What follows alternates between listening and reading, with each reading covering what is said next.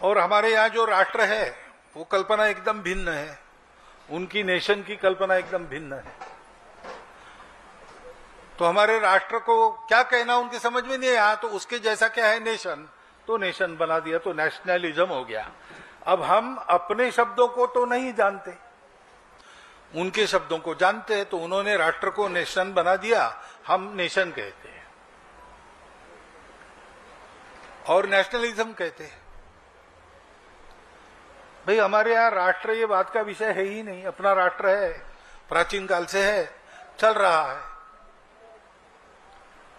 हम राष्ट्रीयता कहते हैं, नेशनलिटी कहते हैं, नेशनलिज्म नहीं है।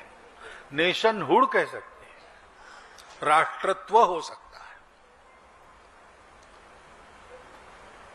लेकिन राष्ट्रवाद कहने से उधर की नेशनलिज्म की परंपरा आती है, जिसमें इस प्रकार के नेशनलिज्म के कारण 2 महायुद्ध हुए, संवार हुआ।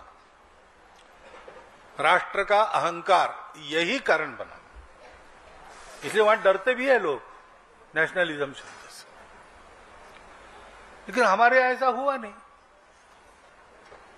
क्योंकि हमारा राष्ट्र ये अहंकार से जन्मा ही नहीं है। अहंकार के विसर्जन के बाद हमारा राष्ट्र जन्मा है। हमारे राष्ट्र की उत्पत्ति हुई जब ये बोधवाक्य एक सब में है, एक सब में है वाली प्रतीति जब हमारे लोगों को हुई, तो उन्होंने सोचा कि हम सब मिले हैं, जुड़े हैं, रिलेटेड है, हमको संघर्ष की आवश्यकता नहीं है, समन्वय करना है, प्रकृति के साथ भी समन्वय करके चलना है, और इससे शाश्वत सुख प्राप्त होता है जो दुनिया को अभी तक नहीं मिला। तो ये सुख का उपाय सारी दुनिया, क्योंकि वो भी अपनी ही है, अगर एक सब में है तो इसका मतलब ये सब कुछ मेरा ही है, घट घट में राम है। तो सबको ये बताना चाहिए और सारी दुनिया को शिक्षित करना ये इक्के दुक्के का काम नहीं है। तो उसके लिए एक पूरा उपकरण राष्ट्र के नाते बनाया हमारे देश को, हमारे समाज को।